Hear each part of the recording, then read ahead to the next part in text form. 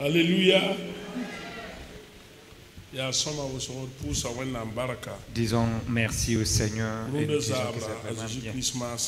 Nous disons merci pour cette soirée au nom de Jésus. Amen.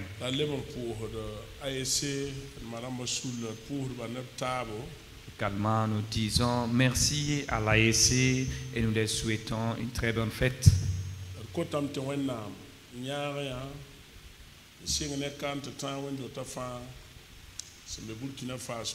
Notre souhait est que l'Éternel vous accompagne dans cette église et dans toutes les églises au Burkina Faso.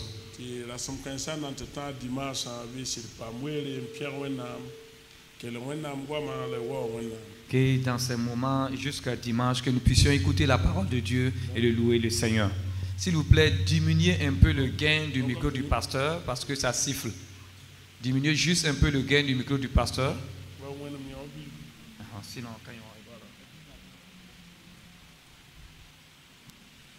Alléluia. Amen. Voilà, comme ça c'est bon. Les samans, sinon, on va les man faire tabi tiens. Jinsni si yam portable 114 jours. Dans ces moments de réjouissance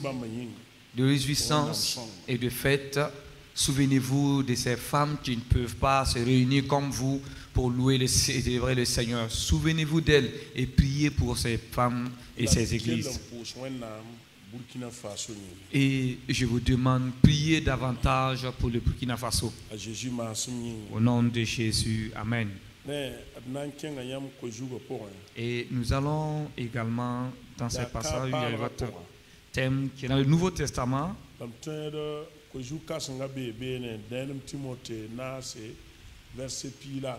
Et le grand thème qui se trouve dans 1 Timothée 4, 13.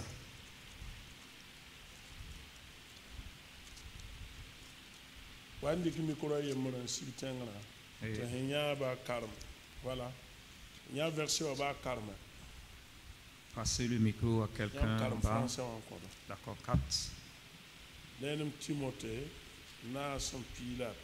1 Timothée 4, 13.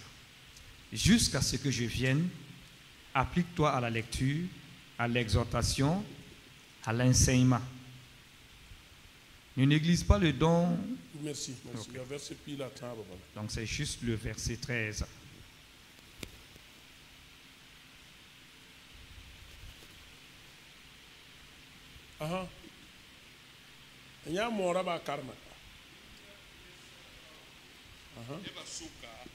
La sarlo, la zamsro, haltita, haltmwa.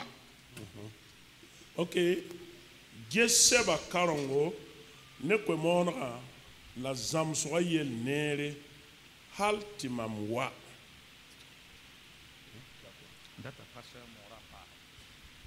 Là, ajouter le mot. Bon, mon passe. Alléluia. ASC national Santaras Kojugla Ningronda. Et ce thème que l'ASC national a choisi, Abraton Goma Karong Yelle, la mam Tarahadame, la Mtienti à Wenam Sebra Karong Yelle. Et parle de lecture ou d'enseignement, mais moi je pense que c'est de la lecture de la parole de Dieu. Applique-toi à la lecture, c'est le terme clé de leur thème.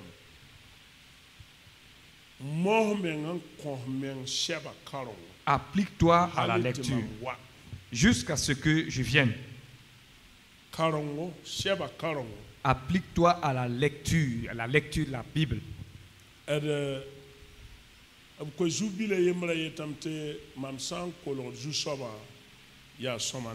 Un de leurs sous-thèmes dit, il est bon pour moi de m'approcher de l'Éternel.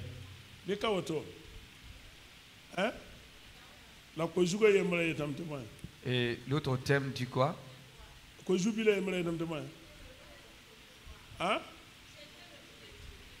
Alléluia.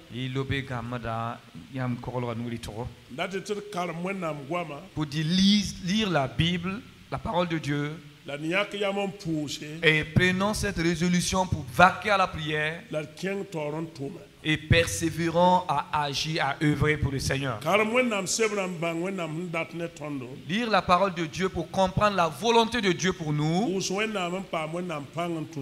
Prier le Seigneur pour recevoir de lui la force pour pouvoir obéir à la Bible et aller à œuvrer pour la gloire du Seigneur. Et donc ce soir, et dans ce court moment, je voulais que nous parlons de la lecture de la Bible, la lecture de la parole de Dieu. Et demain, nous allons traiter les deux sous-thèmes. Et nous allons voir l'importance de la lecture.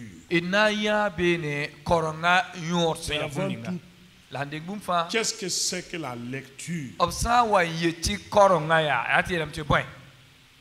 Son importance et la lecture en tant qu'une institution divine, biblique. Et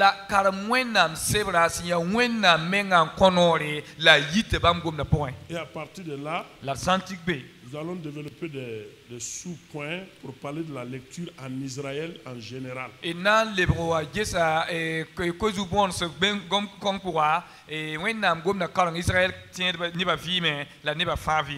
allons les répartir. La lecture au temps de Moïse, au temps de Josué, au temps des rois, au temps des chroniques, au temps des prophètes,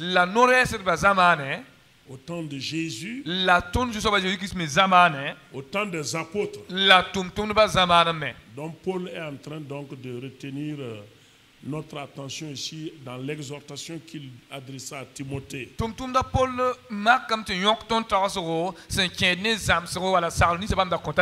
Et après quoi parler donc de la lecture dans notre contexte d'aujourd'hui.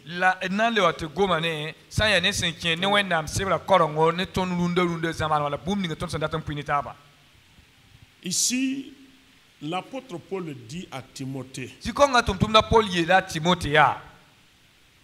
avant que, jusqu'à ce que je vienne, applique-toi à la lecture. Applique-toi à lire. Ensuite, à l'issue de la lecture, tu pourrais être à mesure d'exhorter le peuple de Dieu.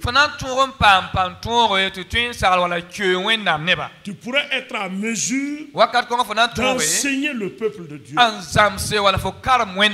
pourrais être à mesure d'annoncer la bonne nouvelle. Jusqu'à ce que moi je vienne, Timothée, applique-toi à la lecture.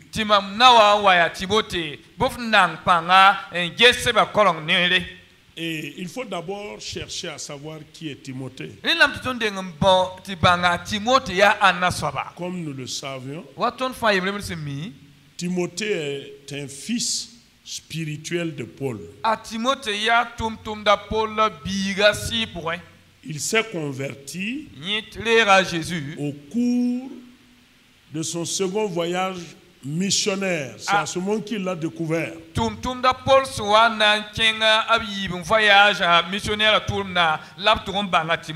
Selon Actes chapitre 16, à partir des versets 2, alors il est dit là-bas que Timothée est originaire des villes de la Lycaonie, c'est-à-dire un de Derbe ou de Lystre. Et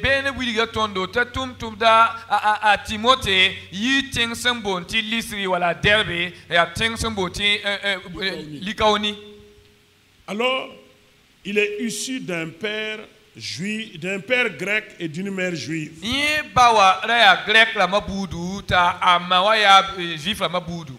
Alors ce jeune homme s'est converti.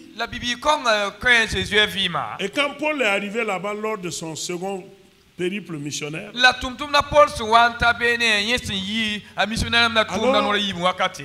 Les fidèles rendent de lui un bon témoignage. On parle de sa consécration. De comment il est réellement converti.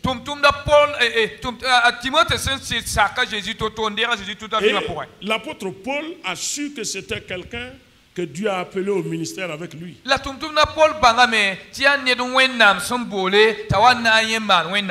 il l'a amené avec lui. Et Timothée a été non seulement son enfant, mais il a également été son collègue. Alors il travaillait en symbiose, en communion fraternelle sincère. Alors pendant que l'apôtre partait dans d'autres zones, il a confié la charge de l'église d'Éphèse au jeune pasteur Timothée.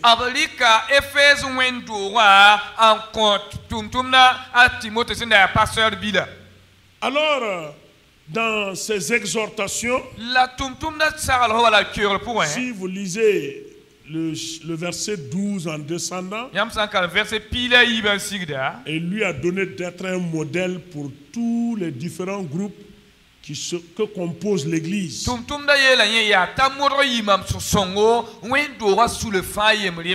devrait être un miroir dans lequel devrait se refléter toutes les couches de l'église.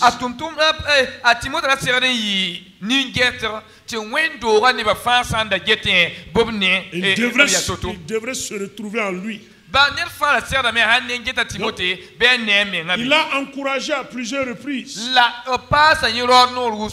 Ailleurs même, il va le dire. Veille sur ce que tu enseignes.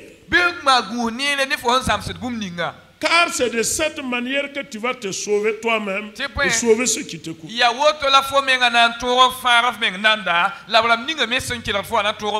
Et ailleurs, il a insisté. Il dit combat le bon combat de la foi. Saisis la vie éternelle. Et rappelle-toi, souviens-toi de ta foi dès les premiers jours. Quand tu t'es converti. Et reste fidèle jusqu'à l'apparition de notre Seigneur Jésus-Christ. Vous voyez ces deux entités. Être un modèle pour toutes les couches de l'église et combattre le bon combat de la foi et tenir ferme jusqu'à la fin. Et veiller sur ce qu'il enseigne pour pouvoir se sauver lui-même et sauver ceux qui l'écoutent.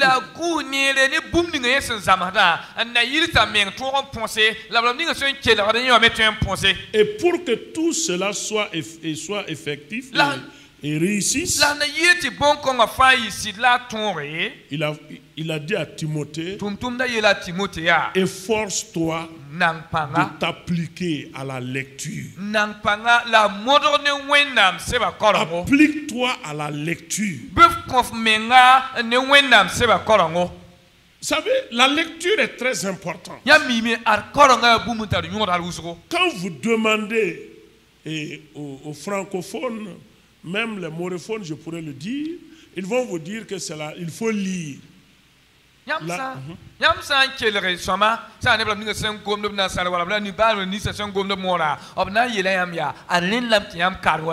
écoutez bien, la lecture est la source du savoir. La lecture, c'est la source du savoir. À force de lire, il y a des gens qui se sont formés eux-mêmes, qu'on appelle des autodidactes, ou bien on appelle des autodidactes.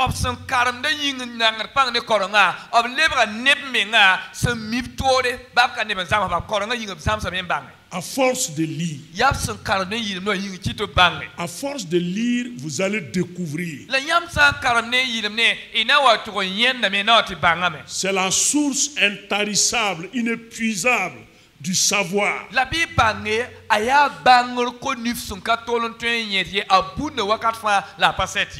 Mais malheureusement, la chair humaine a tendance à négliger la lecture.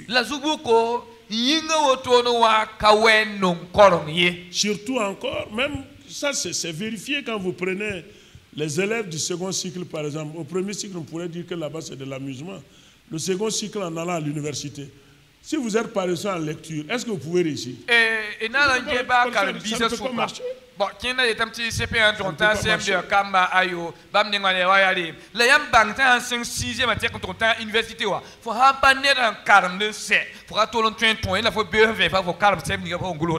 Et vous savez, la découverte de l'écriture a suscité le désir intense d'écrire. Et c'est en écrivant qu'on a pu perpétuer l'histoire de la création jusqu'à l'heure où nous sommes.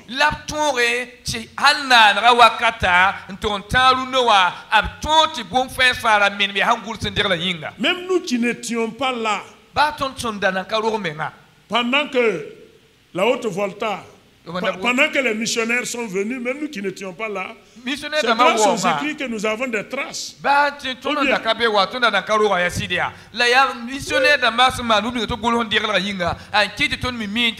C'est grâce à l'écriture.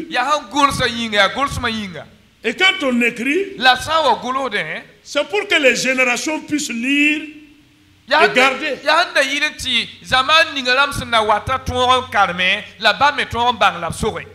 Alors la Bible est le livre que nous devrons lire le plus. C'est pourquoi quand nous restons dans l'exhortation de Paul, ce n'est pas quelque chose de nouveau.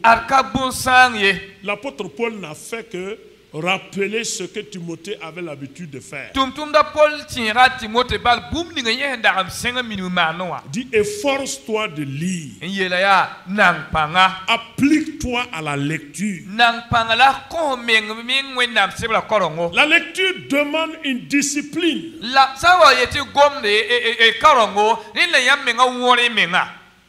Ça demande une discipline. Et sérieux. Et quand vous lisez, vous découvrez des merveilles. C'est comme une mine. Quand vous lisez la Bible, c'est comme une mine où vous découvrez de l'or. Et même plus que de l'or. Tout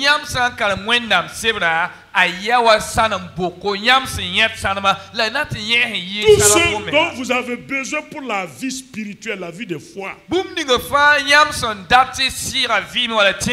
Chaque jour, vous l'aurez. Tout ce que vous avez comme besoin pour servir Dieu, vous l'aurez tous les jours. C'est pourquoi il a dit à ce jeune serviteur,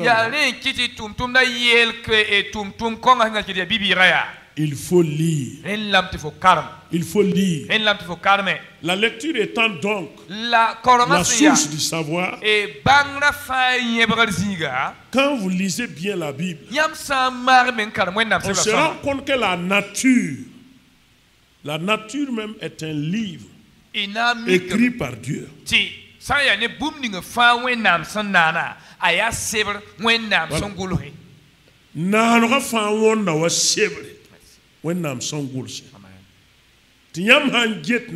Et à chaque fois que vous examinez la création, et quand vous lisez la nature selon ce que Dieu voudrait, alors c'est ça là même que vous allez comprendre le sens de la création. Mais tant que vous ne lisez pas aussi, vous ne pouvez pas comprendre. Si vous ne lisez pas, vous ne pouvez pas comprendre. Donc la lecture en elle-même est bénéfique et importante. Cette décision de prendre un livre pour la lire est importante. Et le livre dont nous devons lire le plus, c'est la Bible, la parole de Dieu. La parole de Dieu est plus que tout autre écrit. Elle est la nourriture de nos âmes. Et le psalmiste disait dans les psaumes 119, Éternel, ouvre mes yeux.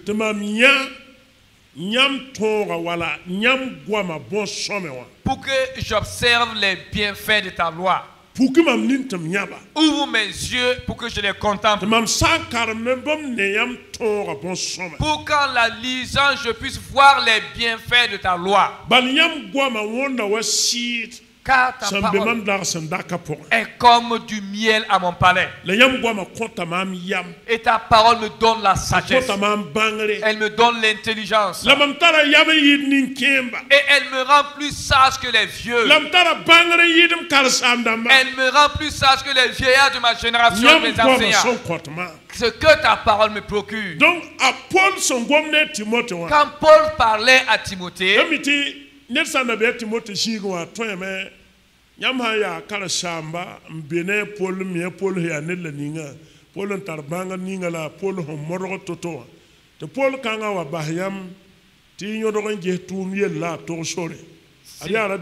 Si vous étiez à la place de Timothée, vous mesurez un peu la connaissance, tout le bagage intellectuel de l'apôtre Paul. Et entre-temps, il te laisse avec une église pour voyager. Ce n'est pas du tout facile ni simple de gérer cette situation. Où vas-tu commencer par ailleurs? Voilà pourquoi il lui a dit tout simplement. Même si moi, Paul, je ne suis pas là. Même si je ne suis pas à Éphèse. La parole de Dieu est avec toi là-bas. Tous ces écrits qui nous enseignent sur notre foi. Pour dire les différentes épîtres. Tous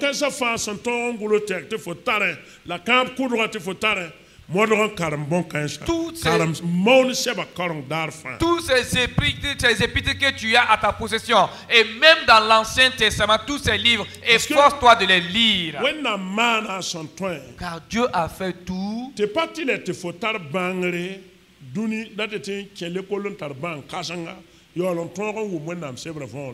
tu n'es pas obligé d'avoir du bagage intellectuel. Tu n'es pas obligé de faire des grandes études avant de comprendre la Bible, la parole de Dieu. Non, non, ce n'est pas ainsi. Même si c'est seulement ce que nous confessons là que vous connaissez, vous pouvez lire la Bible. Et si vous lisez la Bible, il y a des richesses à l'intérieur de la Bible. Et ces richesses sont inépuisables. Et pour votre propre vie, vous serez rassasiés. Si le Seigneur vous a confié aussi un ministère, vous ne pouvez pas finir de prêcher la Bible ni finir de l'enseigner. La parole de Dieu. Lire la Bible, la parole de Dieu est importante et elle est bénéfique. Si nous la tenons et si nous ne la lisons pas, elle n'est pas utile à notre âme. Et quand Paul parlait, ils n'avaient pas la Bible comme nous la tenons aujourd'hui. En ce temps même, les évangiles n'avaient pas encore été écrits à plus forte raison, les réunis en un livre, Matthieu, Marc et Jean. Il n'y en avait pas pour à ce temps-là.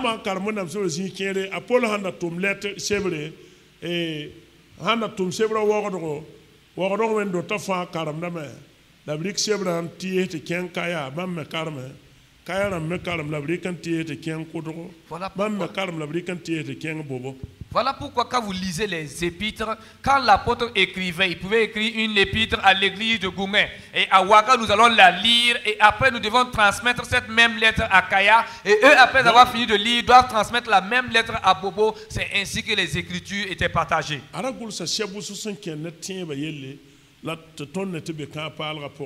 Il a écrit plusieurs lettres que nous retrouvons dans le Nouveau Testament sur l'enseignement de la foi.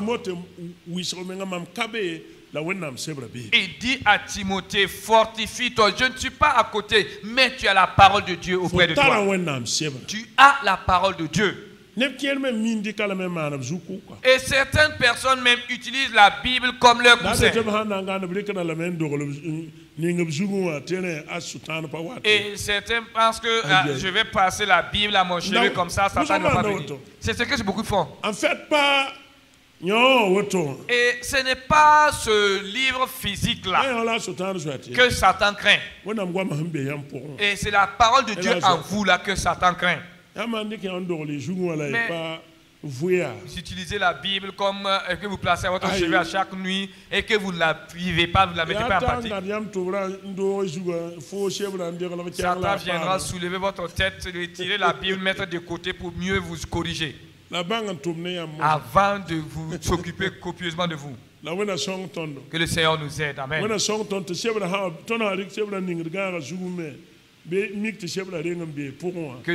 nous aide afin que même si nous avons la Bible que nous posons au chevet de notre lit, que la Bible soit d'abord dans nos cœurs. Et cette lecture dont Paul parlait à Timothée, ce n'est pas lire la Bible comme ça et puis s'arrêter là. C'est la lire et la méditer. Et comprendre le sens de ce qu'elle dit. Et marcher conformément à ce qu'il avait lu. Même quand vous lisez des grands auteurs.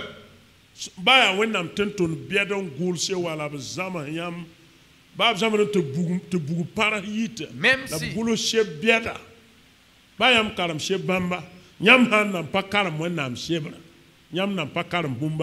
vous lisez des auteurs connus, des grands serviteurs qui ont écrit des livres, et même si dans leurs enseignements, même ça fait produit des étincelles, tant que vous n'avez pas encore lu la Bible et la pratiqué, vous n'avez rien appris pour le voir. Vous n'avez rien lu jusqu'ici. Et parce que cette personne a lu, a compris et a écrit. Mais si toi aussi, tu lis et que tu découvres ce que le Saint-Esprit peut t'aider à écrire, peut dépasser ce que le grand serviteur de Dieu a écrit. Voilà pourquoi la lecture de la Bible est la base même de la vie chrétienne et est la base aussi du ministère dans le service du Seigneur. Si vous avez de la paresse à lire la Bible, alors votre vie spirituelle va pencher. Parce que votre âme ne va pas manger. Si vous avez de la paresse à la lecture de la parole de Dieu, vous ne pouvez jamais prêcher ou évangéliser ou enseigner. Parce que tout ce que vous direz ne serait pas utile ni édifiant pour le peuple. Voilà pourquoi la lecture est nécessaire et obligatoire. Si vous lisez l'histoire de ce monde,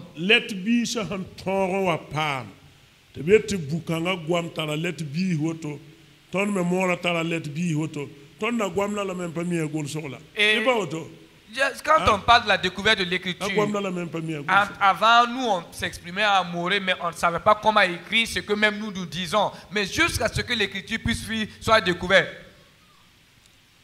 Si vous suivez l'histoire,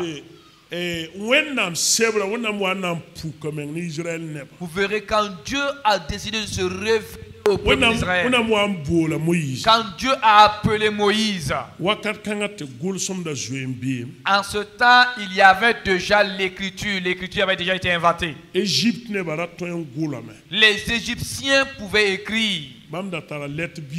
Les Égyptiens avaient également leurs lettres. Et différent de ces écritures ou bien ces lettres que nous utilisons aujourd'hui. Par exemple, pour dire je demande de l'eau pour boire. Et ils peuvent tout simplement dessiner un verre ou bien tout simplement un gobelet. Et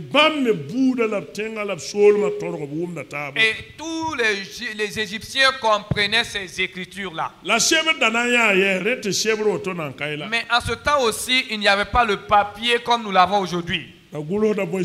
Et ils écrivaient sur quoi? Certains graduaient sur des pierres.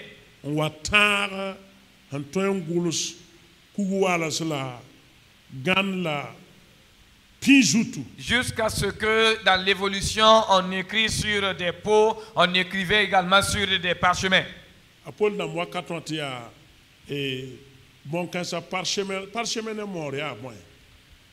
Les papyrus et les parchemins. Paul dans moi quand on a bon cas de le tarangulo de when kab kudra wayam ne kawa kola la teka kawa et kab kudra ye la ton pi de cantan. Et par exemple, kab kudra la ton pi de cette place que la chorale occupe là, la manière dont on écrivait l'Ancien Testament, on pouvait empiler cela jusqu'en haut et tout l'espace que la chorale occupe. Et à chaque fois quand on devait seulement lire un seul chapitre, on déroulait cela comme une natte. Parce que quand ils écrivent, quand quelque chose était écrit, à moins que vous lisez, vous ne pouvez pas savoir ce qui est écrit. Il y a un philosophe qui disait, si vous voulez cacher quelque chose à un homme, si vous voulez cacher quelque chose aux yeux des gens, cachez cela dans un livre. Et certains disent non, qu'il en parlait ainsi, il s'adressait aux Africains ou bien aux Noirs. C'est comme si pour dire c'est nous qui n'aimons pas lire. Et réellement, beaucoup d'entre nous, nous n'aimons pas lire. Nous n'aimons pas lire la Bible. Nous n'aimons pas lire la Bible. Nous sommes faibles et nous avons des faiblesses quant à la lecture. Alors que pourtant, si c'est certains autres livres, certains autres écrits.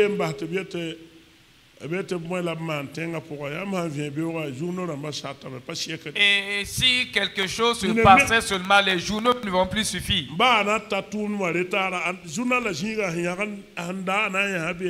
Et certains, même s'ils vont arriver en retard au service, et la personne est capable de rester sur place pour lire la Bible, tellement nous avons faim de ce monde-là. Et la personne lira toutes les informations de ce jour. Mais ce que tu es en train de lire dans les journaux ne vient pas de Dieu. À cause de cela, la vie spirituelle n'est pas épanouie. La vie spirituelle n'évolue pas. Voilà pourquoi Paul disait à Timothée, Timothée, je ne suis pas à côté, mais tu as la parole de Dieu auprès de toi. Lis la parole de Dieu et lis ces écrits que je t'ai envoyés. Lis-les et tu seras fortifié en toi-même et tu pourras l'enseigner également aux fidèles et tu pourras aussi les prêcher jusqu'à ce que j'arrive. Nous allons lire dans Nombre.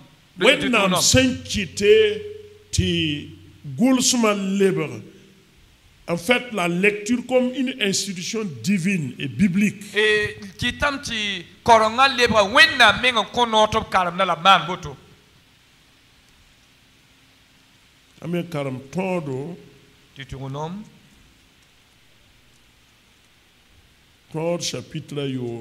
Deutéronome 6.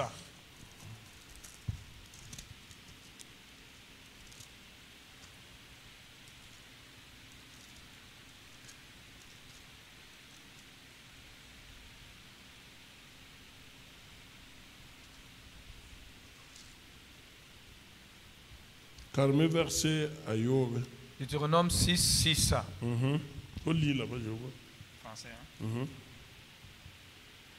Et ces commandements que je te donne aujourd'hui seront dans ton cœur.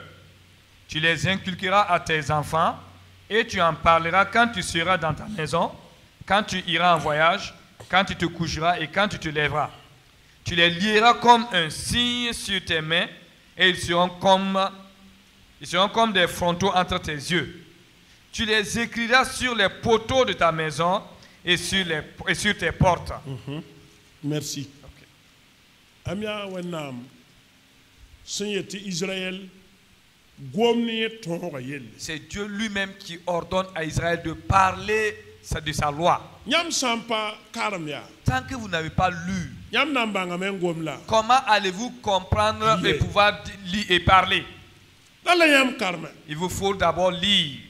Tati nyam san kenda. Et quand vous marcherez, Nyam han yikide. et quand vous vous leverez, San jindide. quand vous vous assiérez, Bi gomnu mam tonga yelle. alors parlez de ma loi. Les gulsa nyam rar no pienju. Et écris-les sur les portes de ta maison.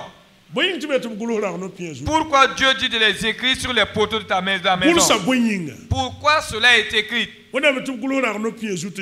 Pourquoi Dieu lui-même dit de les écrire sur les poteaux et sur les portes de la maison? C'est pour qu'ils puissent la lire. À chaque fois qu'il rentre ou en sortant, qu'il puisse lire ce qui est écrit. Écris ma loi sur les portes et les poteaux de ta maison. Quiconque rentrera, que la personne puisse voir l'écriture et la lire. Et que quelqu'un est en train de sortir aussi de chez toi, que la personne soit en mesure de voir ce qui est écrit et la lire aussi. C'est ainsi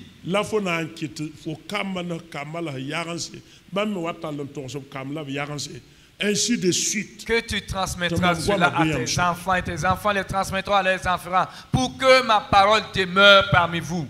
Et réellement, que le Seigneur nous aide à véritablement nous tourner et à nous impliquer à la lecture de la parole de Dieu. Et elle est la source de notre vie. Et réellement, si nous nous investissons à lire la Bible en toute sincérité, certaines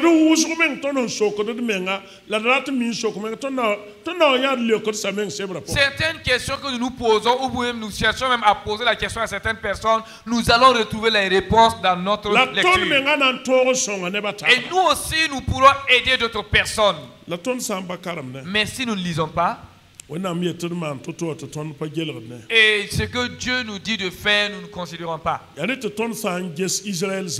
Voilà pourquoi autant des enfants d'Israël, à partir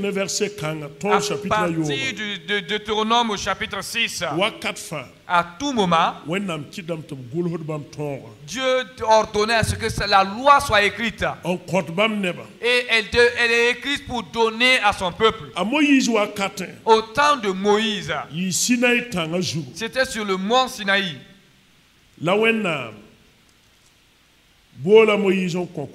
Que Dieu a appelé Moïse et lui a donné les tablettes de la loi. Et la Bible nous dit, au chapitre 34, chapitre 34 de Exode. Voilà, Exode 34.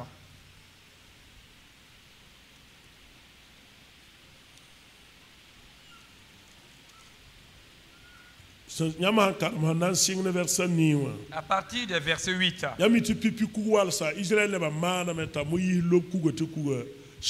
Et parce que les premières tables de la loi que Moïse avait reçues, à cause de sa colère, il a jeté puis ça s'est cassé. Et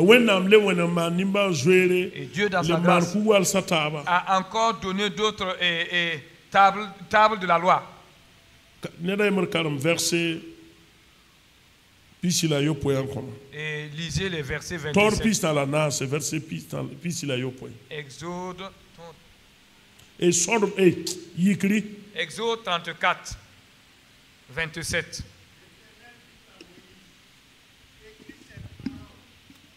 Car c'est conformément à ces paroles que je traite alliance avec toi et avec Israël. Moïse fut là avec l'Éternel 40 jours et 40 nuits. Il ne mangea point de pain et ne but point d'eau. Et l'Éternel écrivit sur les tablettes les paroles de l'alliance, les 10 paroles. yani gom 15 la man kabo ne form ni Israël a Moïse pa ni so bala sam pisna se an kalilibo la kayukomye la yegul sa kabo gwama sen ya tont piga ku wala zutu et c'est Dieu lui-même qui écrit.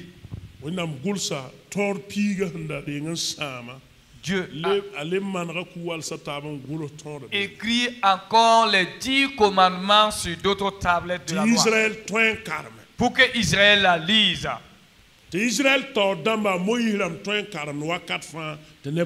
Pour que les chefs ou les chefs de son peuple puissent la lire souvent pour que le peuple écoute. Quand on parle de lire là, ce n'est pas forcément lire et expliquer sur place. Lire même, la lecture même. La lecture comme ça, lire seulement pour que la parole de Dieu entre en toi. La parole de Dieu pure. Vous savez pourquoi pour certaines personnes il est difficile pour eux de lire la parole de Dieu? C'est que l'homme même aime la facilité. L'être humain aime la facilité. L'être humain aime ce qui est gratuit. Quand les gens ont les commentaires de la Bible, là, selon eux, les commentaires même sont devenus la parole de Dieu. Les commentaires, ce n'est pas ce que Dieu a dit. Ce n'est pas la parole de Dieu. Les commentaires, c'est quand moi je lis la Bible.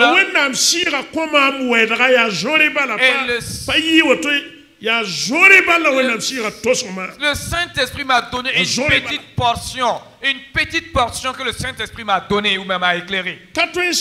Et elle est inépuisable. Voilà pourquoi il est dit de lire la Bible, la parole de Dieu. Bon, je n'ai pas dit que les commentaires ne sont pas bons. Même si on vous dit, par exemple, que vous allez prêcher. Je dis commentaires de pour lire et prendre les commentaires pour préparer votre message. Vous allez tout simplement transmettre des pensées ou des commentaires de d'autres personnes. Ce n'est pas ce que Dieu a dit que vous allez partager. Et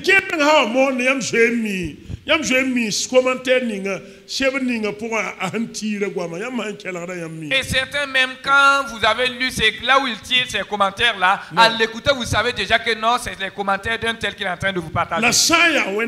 Mais si c'est la parole de Dieu elle-même, quand vous la lisez, alors vous aurez une pensée que le Saint-Esprit va vous donner. Et cela d'abord va vous édifier premièrement. Et les commentaires viendront vous apporter un peu plus de lumière. Parce que l'homme aime ce qui est facile. Applique-toi. Le mot appliquer ici là, c'est-à-dire Paul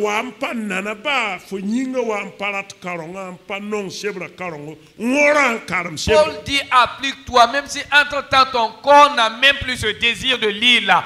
Donne tout ton corps et lis là.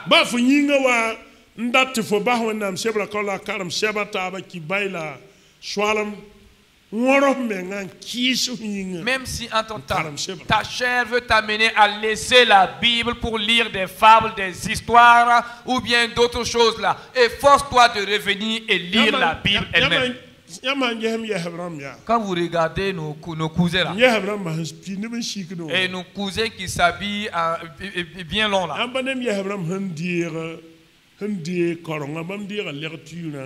et ils se sont saisis de ce qu'on appelle la lecture là.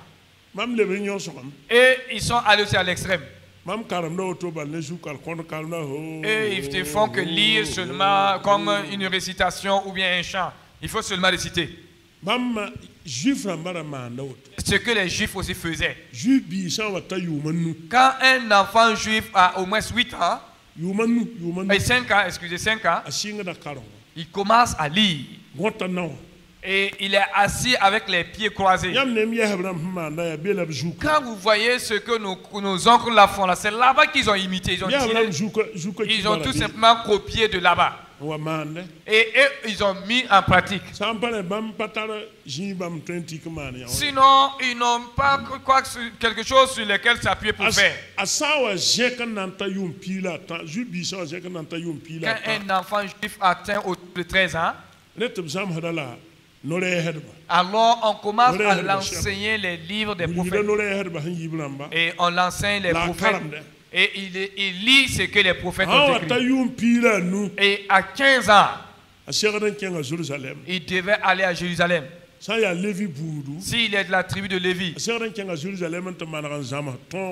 il doit aller à Jérusalem pour aller apprendre la loi par cœur. Et à 20 ans, et Deutéronome, le livre de Deutéronome, il doit mémoriser tout Deutéronome par cœur. Il récite Deutéronome par cœur. Ne voyez-vous pas Paul? Quand vous lisez les écrits de l'apôtre Paul, qu'est-ce qu'il dit à chaque fois? Et il dit, la loi dit. Et les prophètes disaient, c'est parce qu'il avait mémorisé ça par cœur. Il avait ça par cœur. Il a appris et il a mémorisé cela. Et c'est ça qui était sa vie.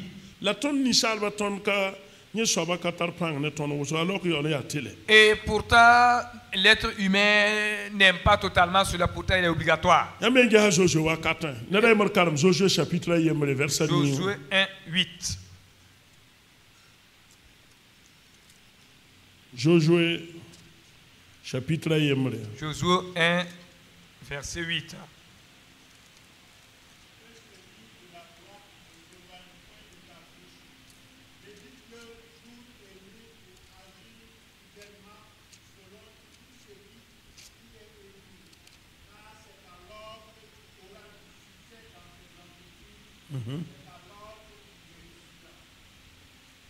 Amina.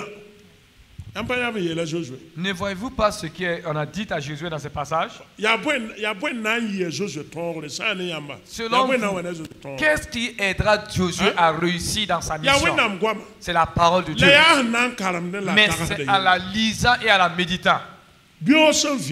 Chaque jour, tourne-toi vers la Bible. Lis-la.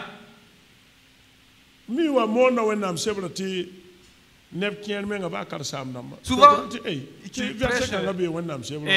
même des personnes viennent te poser la question, mais ces passages-là sont dans la Bible. C'est dans quel passage de la Bible que se trouve ce verset-là? C'est comme si la personne m'est étonnée. Car si nous ne lisons pas, il y a beaucoup de choses que nous n'allons pas comprendre, à plus forte raison œuvrer à travers cela. Il a dit à Josué,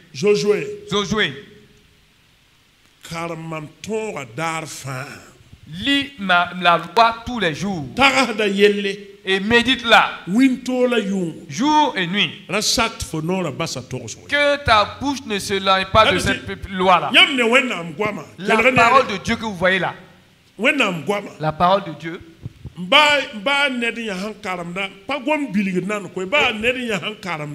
si on ne parle pas de commenter ni de prêcher, si quelqu'un la lit tout simplement et que vous écoutez, il y a une vie qui entre en vous, qui pénètre en vous. Et il y a une vie dans la parole de Dieu. Et elle est une puissance inexplicable. Et si cette vie vous pénètre, s'il y a quelque chose dans votre vie qui n'est pas conforme, même si quelle personne ne vous dit, vous vous voyez. Vous vous voyez comme à travers un miroir. À moins que vous refusez de vous repentir. Donc, la parole de Dieu, la lecture de la parole de Dieu est elle est importante pour nous. C'est en la lisant, en la méditant que tu sauras ce que tu dois faire et ce que tu dois être. Que le Seigneur nous aide à aimer la lecture de sa parole. Même dans cette génération dans laquelle nous vivons.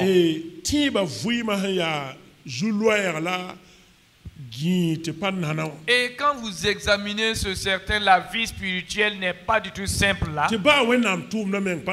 Et même servir de Dieu n'est pas facile.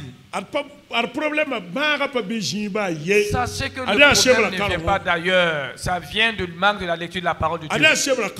La lecture de la parole de Dieu.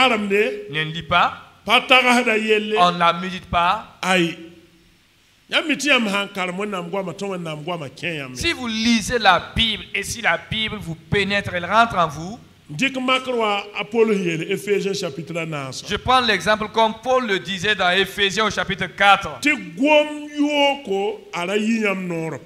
Que des mauvaises paroles ne sortent pas de vos bouches. Et si une parole doit sortir de vos lèvres, ce soit une parole qui serait une bénédiction pour tous ceux qui vous écoutent. Et si par exemple en lisant vous tombez sur ce verset, n'allez-vous pas réfléchir et faire attention à vos propos? Vous allez faire très attention à ce que vous dites. Mais si tu n'as jamais lu ces passages, je n'ai jamais appris que la Bible me dit de ne pas faire cela. Et tout ce qui me passe par la tête seulement, je ne fais que dire. Je ne fais que dire. Que le Seigneur nous aide, amen, à lire sa parole. Que Dieu nous aide. Au temps des rois,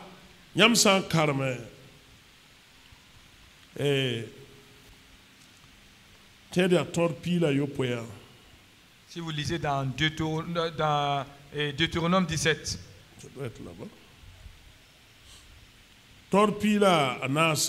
et 14, et 17 verset 14.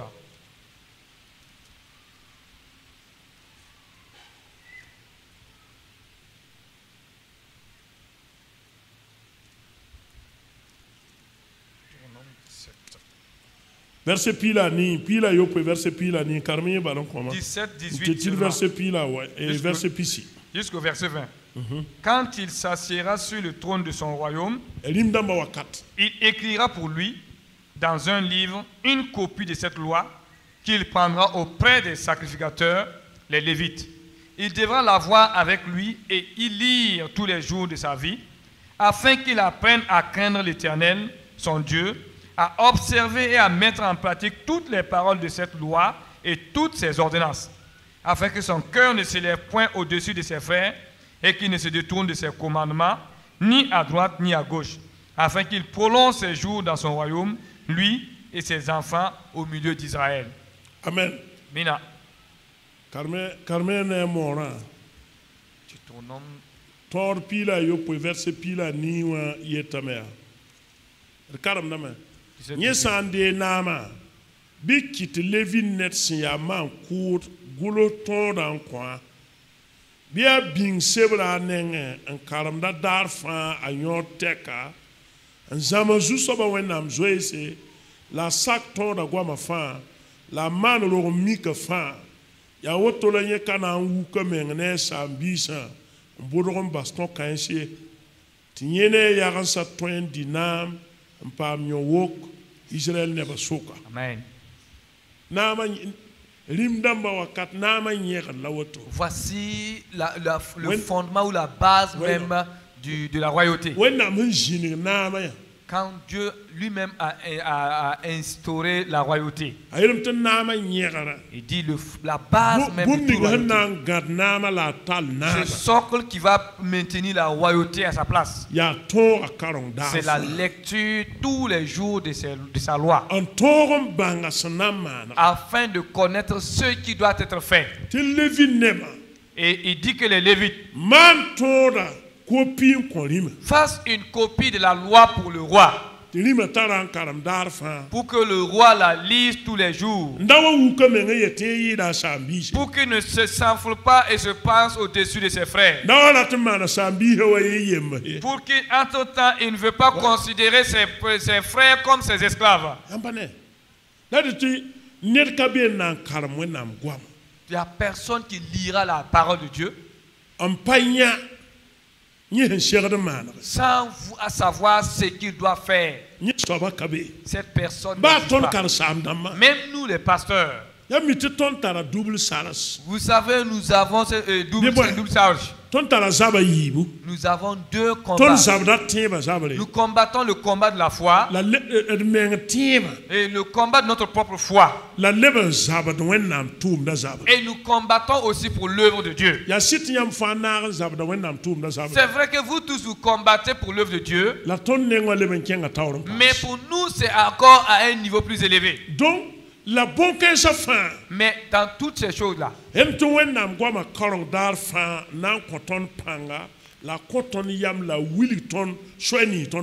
que c'est la lecture de la parole de Dieu qui va nous donner la force, qui va nous donner la sagesse et nous montrer le chemin à emprunter. Quand vous regardez, quand chaque roi montait sur le trône, il recevait une copie de la loi. Je vous vais donner des exercices. Je vais donner des exercices à nos mamans car c'est leur journée. Et si vous n'arrivez pas, alors faites-vous aider par vos époux. Alléluia. Gloire à Dieu. Et demandez à vos époux de vous aider. Écrivez l'exercice que je vais vous donner.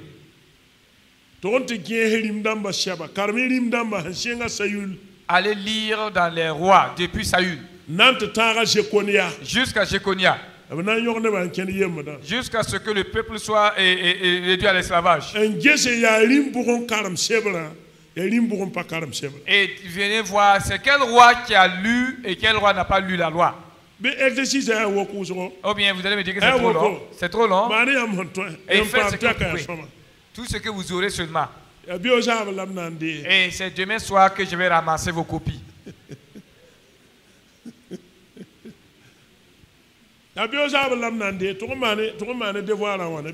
Demain, allez-y traiter vos devoirs. Demain, je vais récupérer les copies. Que chacun au moins trouve deux rois. L'exercice là. Ce que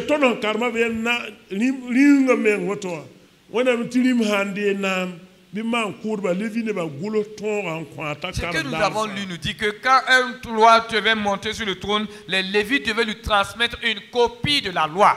Et pour dire, il n'y a pas eu un roi qui n'a pas reçu la copie de la loi. Mais tous n'ont pas lu. Certains même l'ont déchiré et jeté dans le feu. D'autres se sont mis en colère. Et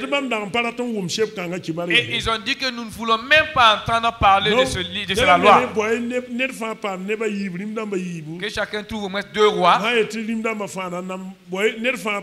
Que chacun au moins deux rois. Un roi qui a marché conformément à la loi et l'autre qui n'a pas marché conformément. Mais tout roi dont je vais parler ce soir-là, on ne va plus prendre en compte dans vos devoirs. Non. Au nom de Jésus.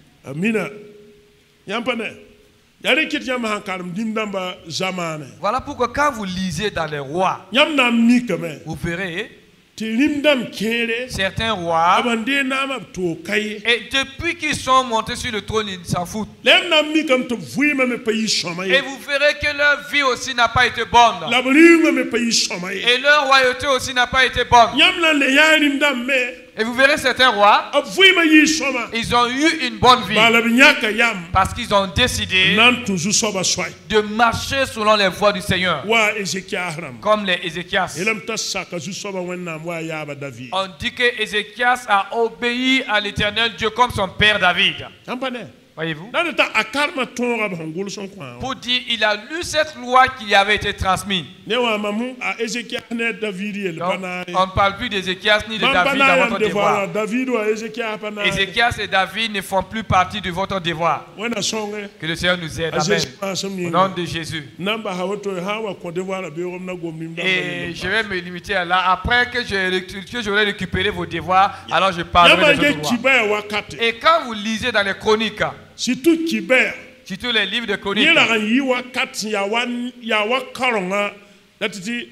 c'est comme un réveil dans le domaine de la lecture. Et qui va se bra ya wa nekre et son kidney et c'est ravime. Wakatanga yi wa nekre shiron wa. C'est comme si nekne ba han kidney karonga. Te ble pa nongolom la ratam te jindik ton sebra. Il y a un réveil spirituel qui est revenu, qui a poussé les gens à retourner à lire la loi et à la méditer. C'est en ce temps que les scribes ont apparu. Ceux qui sont appelés les scribes, c'est des gens qui prennent la parole de Dieu et qui la copient sur un autre papier pour la génération future ou bien pour d'autres personnes. Et à ce temps-là, parce qu'ils lisaient, faisait qu'ils étaient à mesure de l'écrit. Et les certains anciens de la parole même de Dieu disent qu'à un certain moment, et quand les scribes écrivaient et arrivaient là où on parle du nom de Dieu, ils posaient tout simplement leur plume. Et ils retournaient se purifier. Et changer de vêtements. Et ils cherchent maintenant une autre plume pour venir écrire le nom de l'Éternel. Ils n'écrivaient pas son nom en entier, ils écrivaient Adonai. Et il ne se permettait pas même dans la lecture d'invoquer le nom de Dieu. Il disait Adonai pour dire l'Éternel ou le Seigneur. C'est en ce temps que les Esdras et les Esdras ont apparu en ce temps-là. C'est en ce temps même que la lecture de la loi a été renforcée. Lisez dans Chronique.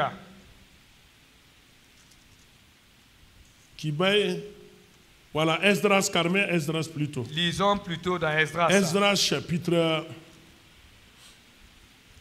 Ayopwe. Esdras au chapitre 7. Et verset où est-il piga? Esdras 7, 9 à 10. Esdras 7. Non, lisez. J'arrive. Esdras Ayopwe. Esdras au chapitre 7. 9 à 10, c'est ça? Il était parti de Babylone le premier jour du premier mois. Et il arriva à Jérusalem le premier jour du 5e mois, la bonne main de son Dieu étant sur lui. Car Esdras avait appliqué son cœur à étudier et à mettre en pratique la loi de l'Éternel et à enseigner au milieu d'Israël les lois et les ordonnances. Voici les copies de la lettre. Ok, merci.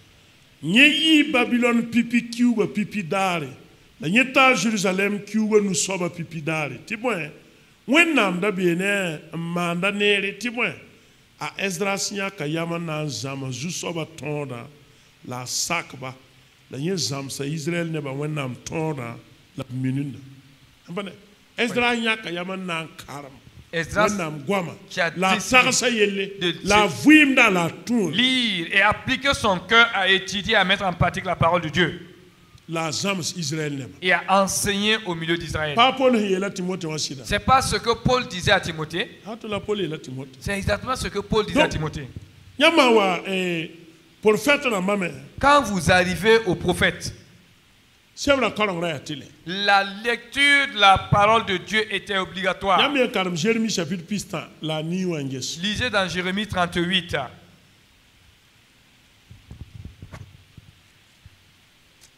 Voilà. Jérémie 29. Jérémie 29. Jérémie 29, 6. Prenez des femmes et engendrez des fils et des filles. Prenez des femmes pour vos fils et donnez des maris à vos filles, afin qu'elles enfantent des fils et des filles.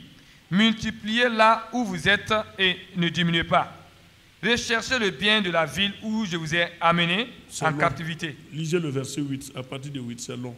Car ainsi parle l'Éternel des armées, le Dieu d'Israël. Ne vous laissez pas tromper par vos prophètes qui sont au milieu de vous et par vos devins, n'écoutez pas vos songeurs, dont vous provoquez les songes. Car le mensonge qu'ils vous prophétisent à mon nom, je ne les ai point envoyés, dit l'Éternel. Mais voici ce que dit l'Éternel des armées. L'Éternel, excusez. Dès que 70 ans seront écoulés pour Babylone, je me souviendrai de vous et j'accomplirai à votre égard ma bonne parole en vous ramenant dans ce lieu.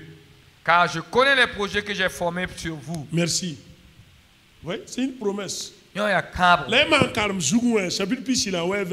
Mais si vous lisez au chapitre 29, verset 1, il y a lettre là, Jérémie a écrit une lettre. Lettre à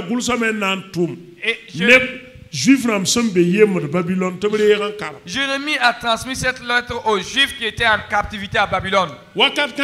Et à ce temps-là, il y avait des prophètes aussi qui se sont levés à Babylone. Et disant non, en fait, ce que Jérémie a dit, ce n'était pas réel. Non, ça ne va pas, notre esclavage ne va pas dépasser une semaine là. D'ici 2 semaines, le roi sera apaisé et il va nous libérer. Et Jérémie a écrit ce que Dieu lui a dit de l'écrire. Et Jérémie dit de transmettre cette lettre aux exilés qui sont à Babylone. Et que cette lettre soit lue pour que tous les exilés l'écoutent. Et Dieu les a dit, vous qui êtes là-bas, et vivez en paix. Cherchez la paix de ce pays dans lequel vous êtes. Mariez-vous et enfantez. Bâtissez-vous des maisons. Car cet esclavage va durer 70 ans.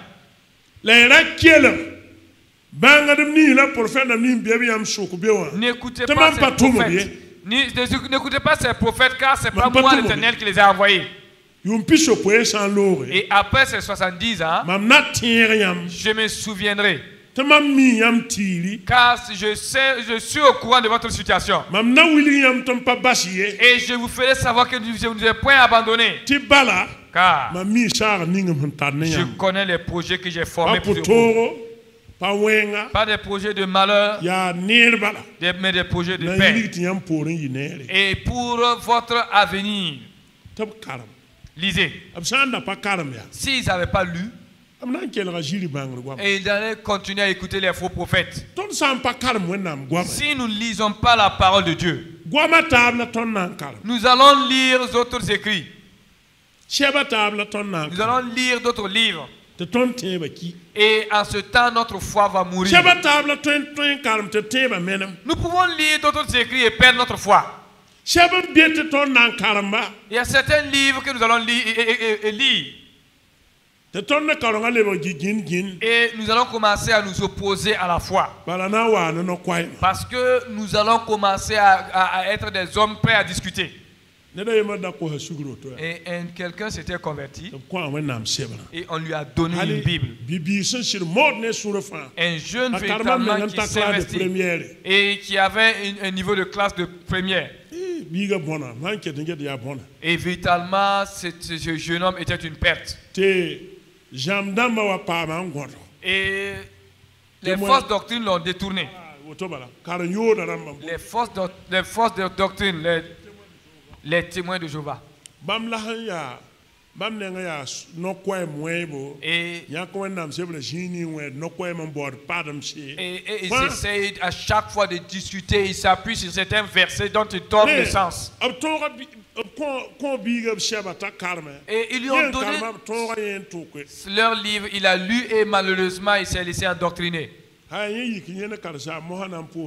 Et maintenant il a commencé à vouloir poser des questions au pasteur. Le pasteur a tout fait pour le raisonner. Jusqu'à ce que le pasteur même était en colère. Le pasteur l'a laissé. Et un jour, je l'ai croisé. À ce temps, je travaillais à la radio.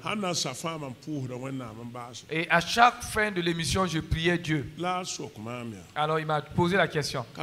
Pasteur, vraiment, ces prières que vous faites sont très bonnes. Mais il y a une erreur. Et je dis pourtant, moi je suis à la recherche de quelqu'un qui va m'aider à comprendre et corriger mes erreurs. Je dis gloire à Dieu.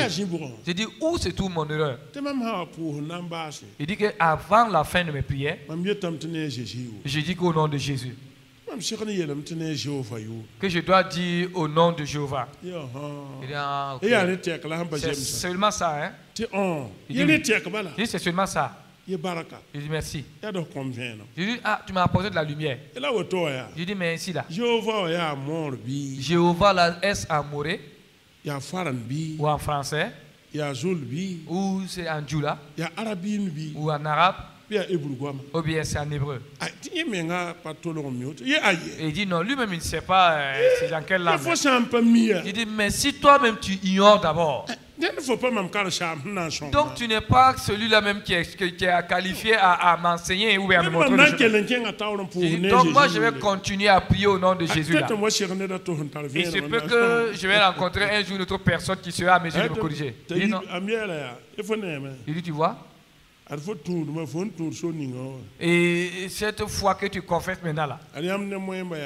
Et vous et les musulmans vous êtes pareils. Et ils ont dit que tant que tu ne pries pas d'abord en arabe, Dieu ne t'écoute pas. Je lui ai posé la question, es-tu Mossi ou pas? Je dis comment les Mossi appellent Dieu? Il dit Dieu. Il dit mais dis-moi en français comment on appelle le même Dieu? Il dit Dieu. Je dis mais en grec comment on l'appelle? Il dit qu'il ne connaît pas. Je dis mais comment les Juifs appellent-ils Dieu? Il dit qu'il ne sait pas. Il dit tu vois non? Tu sais que tu t'es égaré? Tu es égaré. Je dis toutes ces discussions.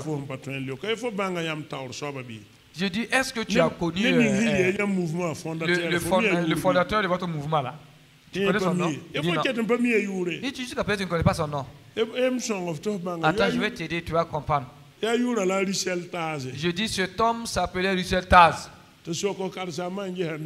Demande à ton pasteur là ou bien à ton responsable spirituel est-ce qu'il connaît cela. Et il m'a posé la question. Il dit il a eu encore une question. Nous qui disons que Jésus est Dieu.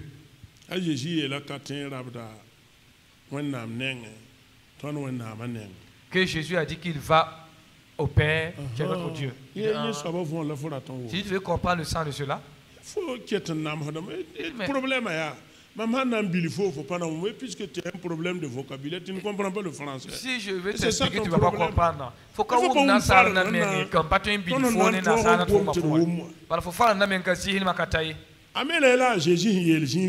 j'ai dit, mais Jésus a dit quiconque a vu le Père m'a vu, a vu le Père. J'ai dit, mais aide-moi à comprendre ce passage aussi. Il a dit que lui et le Père sont pareils. Dis-moi, aide-moi à comprendre ce sens. Il dit, ah. Il dit vraiment, lui, il ne sait pas. Il dit, tu vois, non? Je t'encourage à rebourser ce chemin. Sache que tu as pris tout droit le chemin de l'enfer. Il est parti. C'est à cause de ces livres bizarres qu'il a lus qu'il a essayé d'endoctriner. Nous devons lire la Bible.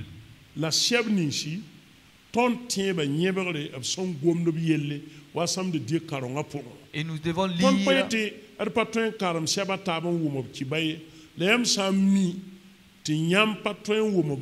Si vous savez que certains églises, vous n'êtes pas à mesure de les comprendre, je vous demande de vous égarer pas pour rien. Vous allez tout simplement vous égarer. Cet homme-là, il est parti amener même son pasteur. J'étais assis à la radio. À 8h, il est venu avec un gros sac. Ils sont venus pour me voir. Je dis, mais c'est du théâtre là. Je les ai accueillis, ils sont entrés. Et dit alors, voici. Le jeune homme m'a croisé et il a échangé avec moi. Et alors, Comme c'était agréable, lui aussi il est venu pour échanger avec moi. Et lui aussi m'a posé une question. Que nous qui parlons de l'enfer là. Que l'enfer n'existe pas, c'est pas vrai. L'enfer n'existe pas. L'enfer n'existe pas. Il dit non. Il dit hop. Il ne savait pas que tu étais totalement égaré jusqu'à ce niveau. L'enfer n'existe pas. L'enfer n'existe pas. Dis, tu essaies de tuer quelqu'un ce soir même. Tu vas dormir en prison ou bien essaie de voler quelque chose ici. Il dit on viendra te récupérer ici tout de suite et on va continuer avec toi. Et quand je dis cela, il s'est énervé. Si lui démarre là, ça ne serait pas simple et il était déjà en colère avec les yeux rouges. Je lui ai dit, hop. Paul avait dit à Timothée, un serviteur de Dieu doit être patient et être humble, doux de cœur. Et pour écouter les ignorants.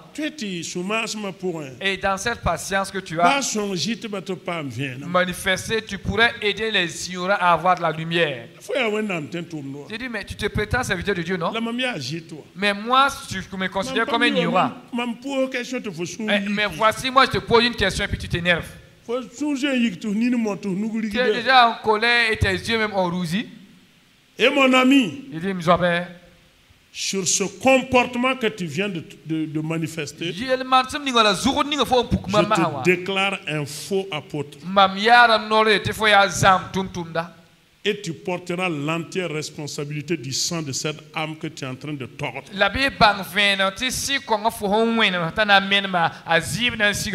Et par l'autorité que Christ m'a investie et m'a établie, je mets fin à ton ministère dans la ville de Yacoub. Je mets fin à ton ministère dans la ville de Yacoub. Dans le pastorat, je te dépouille. Et je te mets aux arrêts au nom de Jésus-Christ. Il s'est levé. Il a pris son sac pour fuir. Au nom de Jésus-Christ, tu es arrêté. Au nom de Jésus-Christ, ton ministère est détruit. Tu es un faux apôtre. Vous connaissez ce ministère? Et la cour qu'ils occupaient, on les a chassés. 2 mois après, ils ont été chassés de Yacoub. On n'entend même plus parler d'eux. Nous n'avons plus entendu parler d'eux. Lisons la Bible, la parole de Dieu. C'est là-bas que nous tirons nos forces. Si nous lisons dans Jérémie 38, vous verrez. Jérémie 36. Jérémie 36, verset 1 à la maison de Dieu. Jérémie avait dit à Baruch d'écrire. Parce que lui-même, on l'empêchait de parler encore. Il a dit à Baruch, moi je te parlerai, je te dicterai et que toi tu écriras. Quand tu finiras d'écrire, va dans le palais. Réunis tous les notables de Juda et lis ce que tu as écrit. Et ramène le livre de la loi qui a été retrouvé dans le temple. Quand ils ont commencé à lire, il a dit quand on finissait de lire une part, le roi même ordonnait qu'on le déchire pour le mettre au feu parce qu'il faisait froid. Et à chaque fois qu'on finissait une part, cette page était déchirée et jetée au feu. Que Dieu nous aide. Au nom de Jésus. Nous allons terminer d'ici 5 minutes. Soyez patients s'il vous plaît. Au temps de Jésus.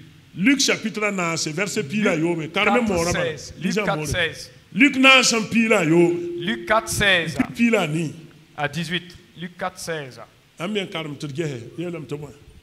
Donc, qui tente juif na ba quel minimum 40 ans. Et à cause de ça, les Juifs étaient tellement dans la tradition. C'est comme si vous arriviez dans une famille. Tôt le matin, tous les enfants se réunissaient pour qu'on lise la loi. Qu'on lise la loi. C'est devenu leur tradition. 4-16. Bam tient à Nazareth, absent un wou bam zigninga, la wousso l'allée, bam tient à Karandoronwa, bam se mi man ziga fawa, bam yikame, un an karam, la con bam wenam, no lessa isaïe sévré, la bam sen lac sévra, bien zigninga son goulse. Baraka. Quand vous continuez la lecture, c'est la prophétie du c'est au temps de Jésus. Et en ce temps-là, la lecture de la loi avait une force dans le peuple. Au milieu je tenais au milieu de l'assemblée lire la Bible pour que le peuple écoute. Et après avoir fini la lecture, on refermait tout simplement le parchemin. On dit que Jésus avait l'habitude de faire cela dans tous les synagogues qu'il partait. Quand vous regardez dans les synagogues, vous savez ce qui a amené les synagogues? C'est l'exil à Babylone. Quand ils étaient loin du temple à Jérusalem, au moins 2 ou 3 familles se réunissaient et ils construisent une petite maison. Et ils enseignent aux enfants la loi et les prophètes. C'est ainsi qu'ils faisaient. Donc à Jésus qui a Nazareth. Et Jésus est parti dans la synagogue à Nazareth. Et on lui a donné le parchemin pour qu'il lise le jour de sabbat. Et chaque Shabbat, les Juifs lisaient la loi pour que le peuple écoute. Et c'est ce que les disciples aussi ont perpétué. Si vous lisez dans Acte 13, à chaque fois que Paul sortait, quand il arrivait dans les synagogues, et c'était la lecture de la loi. Il lisait la loi pour que le peuple écoute. Et s'il y avait à expliquer,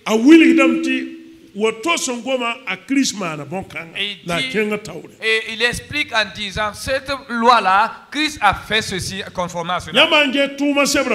Quand vous lisez dans les actes, à chaque fois quand Paul entrait dans les synagogues, il lisait tout simplement comme ça. Mais parmi les païens, il était obligé de les expliquer le sens de ce qu'il lisait.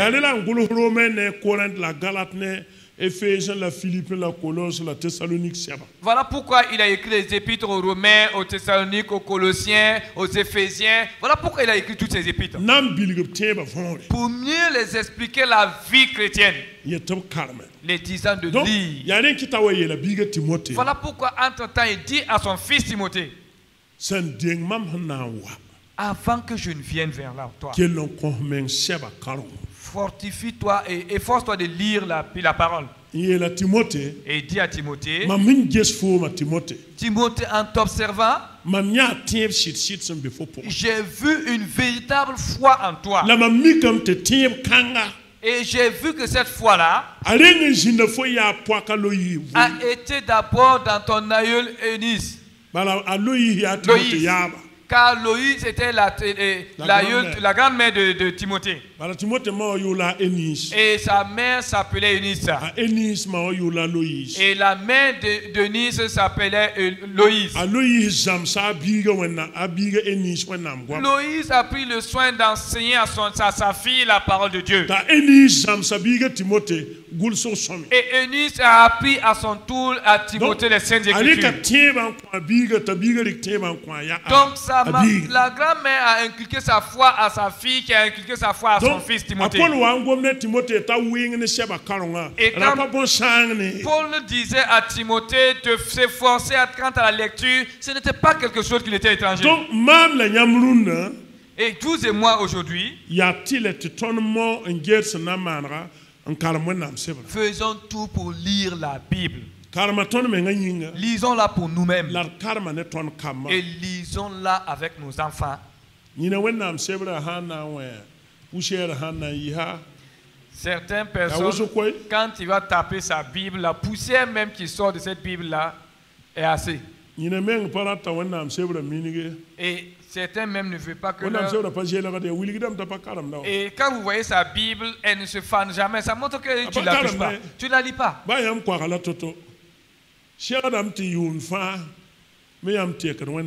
Et parce que vous avez tellement feuilleté la Bible, il faut que chaque année vous changez. Il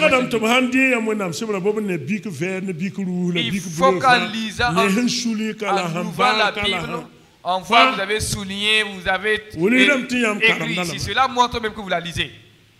Ah oui. Yeah. Car elle nous a été donnée. Ne voyez-vous pas comment ma Bible est? Elle est totale, elle a commencé à se faner. Et je ne suis pas avare à payer la Bible.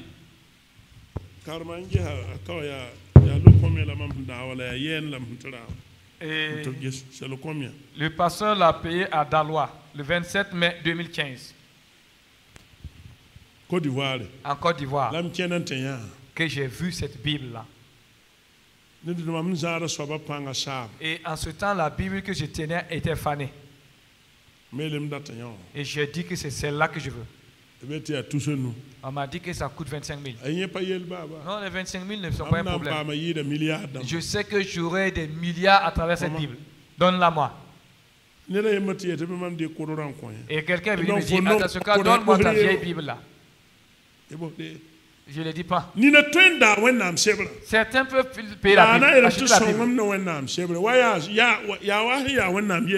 Elle est à mesure d'acheter une Bible, hein, mais comme on parle de Dieu là, pour elle, on doit lui donner ça gratuitement.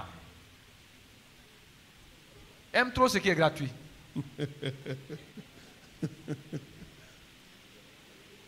Alléluia. Alléluia. Gloire à Dieu. C'est bon. Aimons la Bible. Quand on nous pose la question sur ce que la Bible dit, je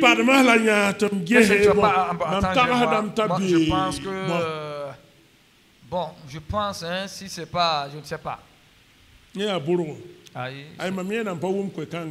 je n'ai pas encore entendu cela, si ce n'est pas aujourd'hui. Forcez-vous de lire la Bible pour vous-même. Et lisez-la avec vos enfants. Commencez à la lire. Vous viendrez me dire.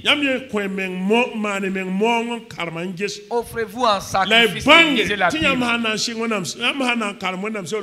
Mais sachez que quand vous allez lire la Bible là, sachez que vous allez combattre par l'autre là. Je vous dis clairement, il va se lever contre vous. Vous êtes assis, lui-ci n'a pas sommeil. Ouvrez tout simplement la Bible. Et vous allez commencer à danser. Vous ne savez même pas vous danser là, c'est à quel rythme, mais vous commencez à danser de la tête. Pourtant, ils peuvent s'asseoir devant la télé. Sans même clignoter des yeux, il faut que je vois la fin de ce film-là. Mais quand personne ouvre la Bible, 10 minutes là, c'est le maximum. Commence à somnoler. Et demander à Dieu de vous aider à lire sa parole. Car elle est notre force, notre puissance. Elle est la source de notre victoire. Et Satan ne nous laissera pas facilement porter nos armes. Et pourtant, il ne peut pas nous empêcher de porter notre arme. Que Dieu nous aide. Amen. À nous donner quant à la lecture de la parole de Dieu au nom de Jésus. Je vous invite à vous tenir debout ensemble, dire merci à Dieu. Et demandons à Dieu que le Saint-Esprit me donne la force et le désir à lire sa parole. Alléluia.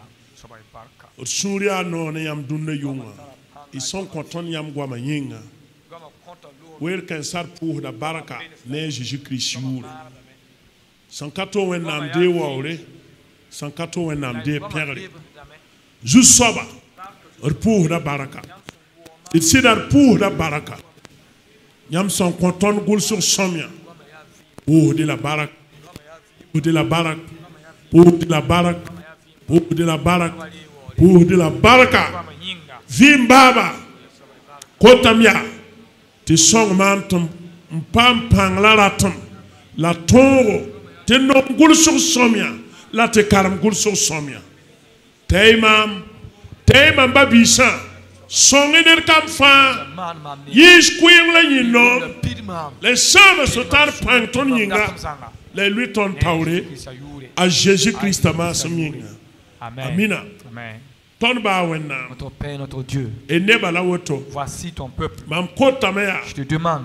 Donne-nous ce désir et donne-nous la force. Car ton serviteur Paul disait que c'est toi qui crée à nous le vouloir et le pouvoir. Donne-nous cette force. Donne-nous ce désir d'aimer ta parole. Donne-nous la force de lire les Saintes Écritures. Saint-Esprit, viens et guide chacun de nous. Et aide-nous afin que ta parole entre dans nos vies et que ta parole nous fasse du bien. Dieu incomparable, bénis ta parole en nous. Bénis ton peuple, amen. Fais du bien à ton peuple, amen. Et aide ton peuple. Au nom de Jésus-Christ, amen.